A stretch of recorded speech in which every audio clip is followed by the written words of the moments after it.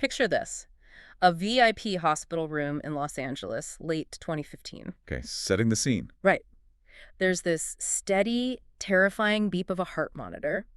And in the bed lies a star athlete, a two-time NBA champion, fighting for his life. Because he had suffered, what, like 6 heart attacks? 6 heart attacks, yeah. And 12 strokes in rapid succession. Which is just an unfathomable amount of trauma. Exactly. And sitting beside him, refusing to leave that room for 4 grueling months, is a reality TV queen. She is so fiercely dedicated to his survival that she literally contracts a staph infection just from, living in the hospital. She was basically a resident there. It is the ultimate picture of loyalty, a Hollywood tragedy layered with unconditional love.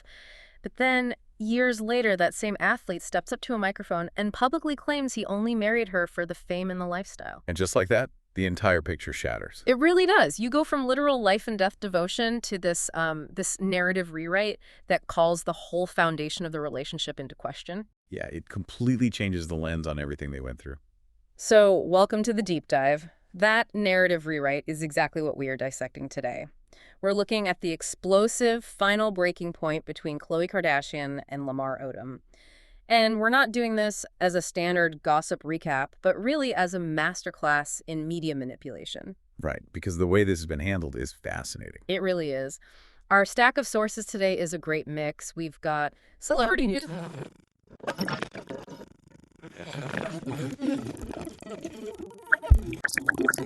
We are actually pairing all of that with an academic sociology paper published by David Publishing.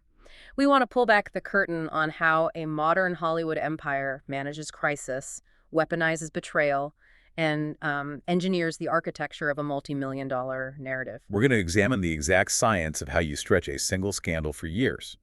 And we'll break down the psychological warfare of a family that literally produces its own reality. But to understand the mechanics of this machine, we really have to look at the catalyst. The headline right now is that Khloe has officially burned the bridge with Lamar. She's done tolerating the situation. Yeah, the trigger was Lamar's recent media tour. Specifically, there was a documentary about his life in a SiriusXM interview where he stated his marriage was, well, in part driven by the fame and the lifestyle of the Kardashian brand. And the delivery method of that betrayal is what makes it so sharp. Khloe didn't just stumble upon this interview on Twitter. Her brother, Rob Kardashian, actually sent her the link to the SiriusXM clip. Oh, wow. That's rough. I mean, imagine sitting in your house, assuming this incredibly painful chapter of your life is closed, and you get a text from your brother showing your ex-husband framing your marriage as, like, a strategic career move. It's a massive slap in the face. On her friend Malika Heck's podcast, Khloe said she felt played from the very beginning, and she has officially cut off all communication. To grasp why this cuts so deep, we only need a really brief reminder of what happened in 2015. Most people know the broad strokes, right? Lamar was found unconscious at a Nevada brothel. His organs were failing after ingesting what reports called a fatal cocktail of cocaine and herbal supplements. Right, the whole world watched that media circus unfold. Exactly. But what often gets lost is the legal and emotional weight Khloe took on behind the scenes. She actually withdrew her 2013 divorce petition solely to gain the legal authority to make critical medical decisions for him. She lived in that hospital. She spoon-fed an elite athlete, taught him how to walk and talk again, and changed his diapers. And she did all of this while fending off Lamar's own father, who reportedly wanted to pull the plug just to collect life insurance. Which is incredibly dark. It is.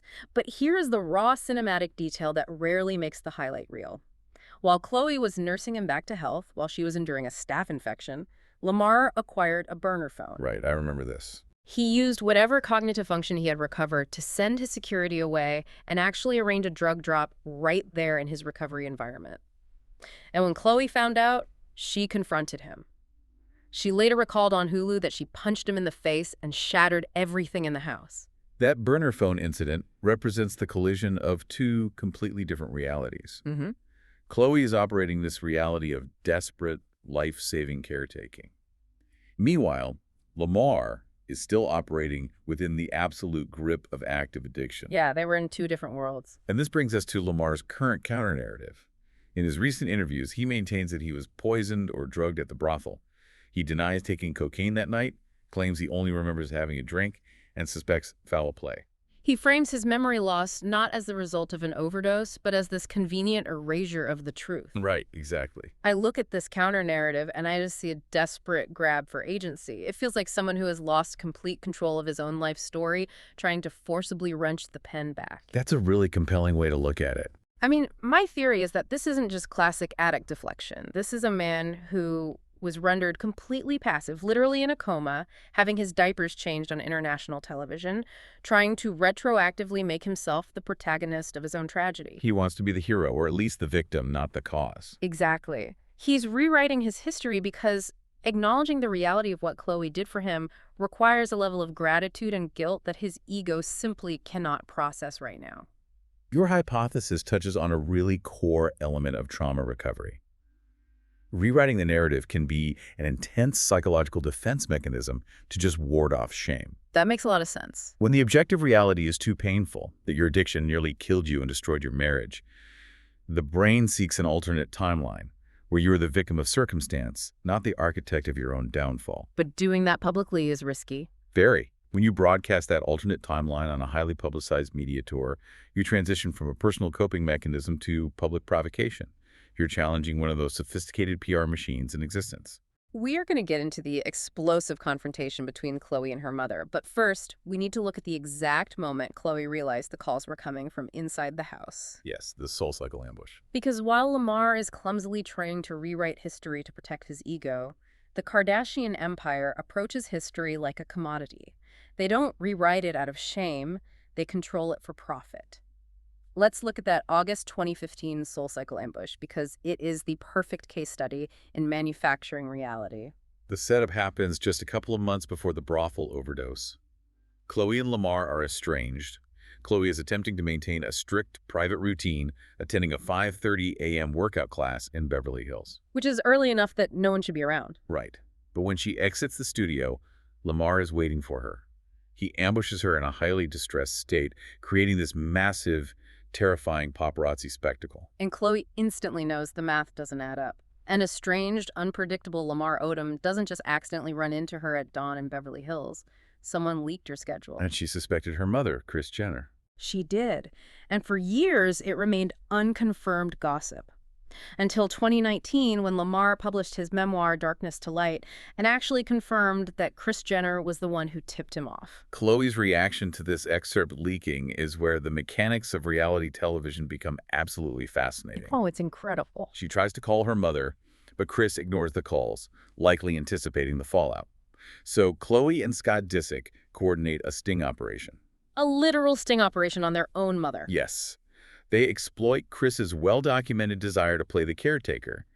Scott fakes a severe flu, calls Kris with this raspy voice, and begs for help. Because he knows she won't be able to resist. Exactly. Kris rushes over with soup and lozenges, completely unaware that Khloé is waiting in the other room to spring the trap. We really have to analyze the how and why of this sting operation because it's deeply meta. Khloé and Scott aren't just having a private family fight, they are producing their own mother. With cameras present. Yes, there are cameras present.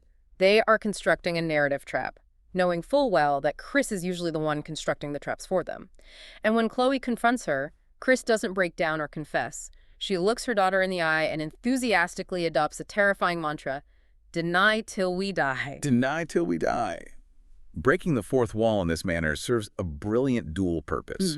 On one level, it gives the audience the raw, chaotic family dynamic they crave. Oh, the drama is top tier. Right. But on another level, it reinforces the mythology of Kris Jenner as the untouchable matriarch. She is literally caught orchestrating her daughter's harassment for paparazzi engagement, and yet by saying, "deny till we die," on camera, she turns a severe ethical breach into a campy, iconic catchphrase. It makes me rethink the common metaphor of Kris Jenner as a chess master. It's not just playing chess, it's more like a controlled burn in forestry. A controlled burn. How so? Well, you intentionally start a small, manageable, fire-like, leaking a workout location to the paparazzi to burn off the dry brush. It creates a burst of manageable drama that keeps the ecosystem, or in this case, the media cycle, alive. It starves out the potential for a massive, uncontrollable wildfire, like a completely unscripted scandal that they can't monetize or control. She sacrificed Khloé's peace of mind that morning just to feed the machine. A controlled burn is a highly accurate way to view it, especially when we look at further revelations. On a recent episode of the Call Her Daddy podcast, Khloé admitted that Kris Jenner actually knew about Lamar's infidelity long before Khloé did. Which is just chilling. Kris was the one who eventually sat her down to break the news. And we saw a similar pattern when Kim Kardashian discovered Tristan Thompson's cheating scandal while sitting in the interview chair for their show, before Khloé even knew. That detail is so dark. The producers, led by Kris, are gathering the raw material, setting up the lighting, checking the audio levels, and positioning the pieces before letting the emotional bomb drop on the actual victim. The betrayal isn't just the cheating. No. The betrayal is that the family institution prioritizes the capture of the reaction over the protection of the individual. But generating this raw material is only the first step. The true genius of this empire is how they process that material over time. And, while Lamar is trying to rewrite the past, the real mastermind of narrative control has a literal academic framework behind it. Which brings us to the sociology paradigm. Yes, this is where we bring in the academic analysis from Claudia Lisa Muller, published in David Publishing. She researched the specific methodology of the Kardashian media empire and coined a brilliant term for it, the ruminating strategy. Now, biology students will know that herbivore mammals, like cows, spend a massive portion of their day ruminating. They eat raw grass, chew it into cud, swallow it into one stomach, regurgitate it, and chew it again. It passes through multiple stomachs over like 8 or 9 hours. Right. The biological purpose is to break down long, tough fibers to extract every single micronutrient possible. Muller argues that the Kardashians apply this exact biological process to media scandals. They rarely invent entirely new storylines out of thin air. Instead, they ingest a single, highly dense trauma or event, and they pass it through multiple media stomachs over an incredibly long timeline. So they digest a single news story, chewing it over and over. Yes, extracting maximum attention and monetization at every distinct stage of the media cycle. Let's trace the digestion of Lamar's 2015 overdose using this framework. Phase 1 is the initial ingestion. The news breaks on TMZ and gossip blogs. The family's response is a highly coordinated vacuum of information. They post vague social media prayers or a single unified statement, but they offer zero actual details. Right. This forces the public to speculate, generating free press and keeping the story trending. Then phase 2 is the regurgitation. A full year later, in 2016, the story's chewed again, this time on Keeping Up with the Kardashians. Now, the audience is given the gritty, behind-the-scenes details they were denied in phase 1. We see the hospital bedside conversations, the emotional breakdowns, the legal discussions. They monetize the exact same event a second time by changing the format from breaking news to intimate documentary. And phase 3 is the weaponization years down the line. In 2018, 3 years after the overdose, Kim Kardashian is utilizing Lamar's brothel visit as ammunition in a Twitter war to publicly defend Khloé. They managed to stretch a single horrific night in Nevada across 4 years of content. We saw the exact same biological digestion process with Kylie Jenner's hidden pregnancy, which is perhaps the most refined execution of the ruminating strategy. Oh, absolutely. Phase 1, TMZ leaks the rumor. The family responds with absolute silence, and Kris Jenner offers subtle, non-committal misdirections in interviews. Kylie just vanishes from the public eye. This intentional silence creates a massive information vacuum. In the modern attention economy, a vacuum is incredibly lucrative. Fans and media outlets spend months generating their own content, theories, and investigations, doing the promotional work for the family entirely for free. Then we hit phase 2. Post-birth, Kylie drops a highly produced, emotional YouTube video explaining her absence and introducing her daughter. She reclaims the narrative on her own platform, monetizing the initial reveal. And finally, phase 3. Months later, the pregnancy and the secret birth become a major, multi-episode plotline on their reality show. Every time they revisit the story, they provide just enough new detail, a new camera angle, a text message thread we haven't seen, to justify bringing it up again. I do have to challenge the sociological theory, though. Okay, let's hear it. When we look at this cow analogy, are they brilliantly digesting a story with sophisticated media literacy, or are they just milking a dry cow because they possess no traditional talents? That's a fair question. I mean, they aren't writing hit songs or starring in blockbusters. If they don't recycle these personal traumas, they have no actual product to sell. Isn't the ruminating strategy just a survival mechanism for people desperately clinging to the few real things that happen to them? It's a very common critique, and it really cuts to the heart of why they are so polarizing. But Moeller elevates this discussion by applying the work of the 19th century Danish philosopher Søren Kierkegaard. See, this is exactly why I love this deep dive. We are using a 19th century existentialist philosopher to explain Khloé Kardashian's Instagram feed. It sounds absurd, I know, but the connection is flawless. Kierkegaard wrote extensively about the concept of repetition. He distinguished it from mere recollection. Like just remembering something fondly. Right. Recollection is just looking backward, feeling nostalgic, and watching a memory fade. But true repetition, in Kierkegaard's view, is an active, forward-moving process. He asked a fundamental question. Can an event occur multiple times without ever becoming boring or stale?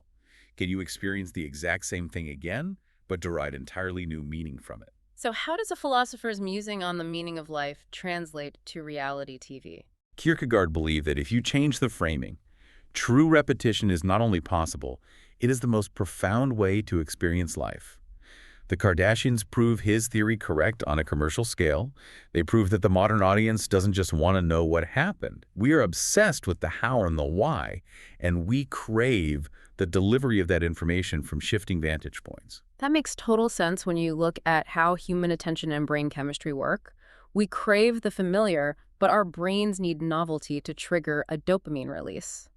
When TMZ leaks the story, we get the sharp, immediate dopamine hit of a scandal. It's fast and chaotic. Yes, exactly. But when we watch the reality show a year later, the framing has changed.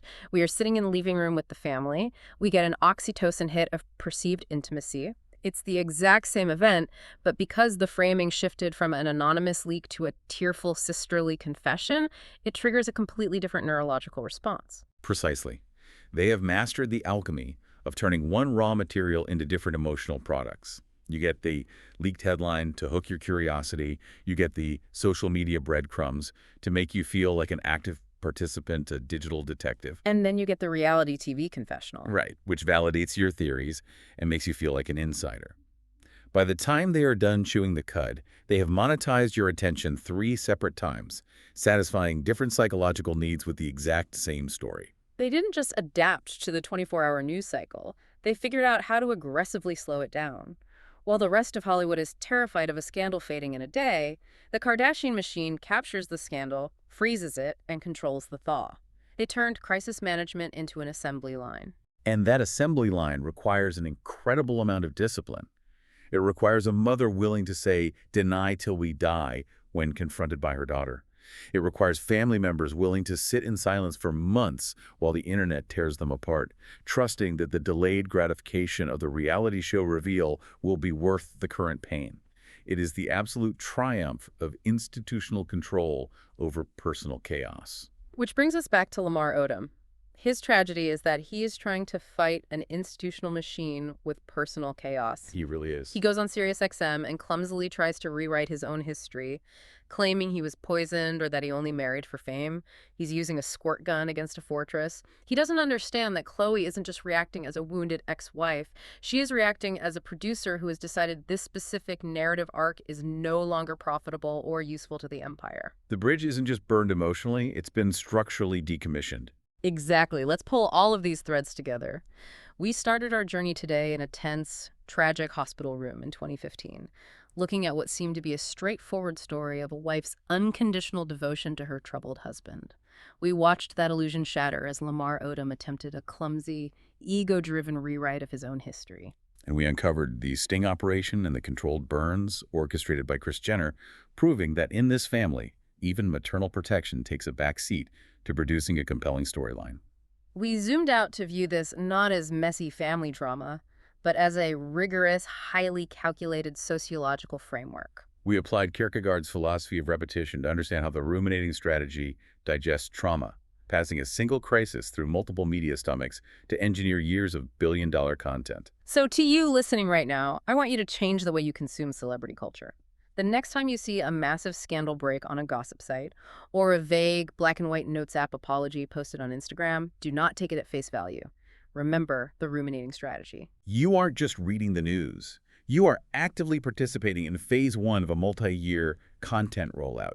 You are watching the very first stomach, start to digest. It completely alters your perspective. Instead of reacting to the headline, you start to analyze the strategy. You start asking yourself, what are they intentionally leaving out of this statement? What audio is being saved for the documentary? What emotional breakdown is being reserved for the reality show finale 12 months from now? You stop being a passive consumer and start seeing the matrix of the production. It makes you question your own role in the ecosystem, which leaves us with a final thought to mull over. Think back to that VIP hospital room one last time. We marveled at Khloé Kardashian staying by Lamar's side so relentlessly that she literally contracted a staph infection, a physical bodily manifestation of an incredibly toxic environment. It's a powerful image. If a family can successfully engineer a machine that stretches a single painful real-life trauma into years of profitable, endlessly repetitive entertainment, into years of profitable, endlessly repetitive entertainment, what does that say about the environment we are living in? Are we simply consuming their content, or by constantly demanding the next piece of the puzzle, the next hit of dopamine, the next intimate confession, are we the ones being farmed?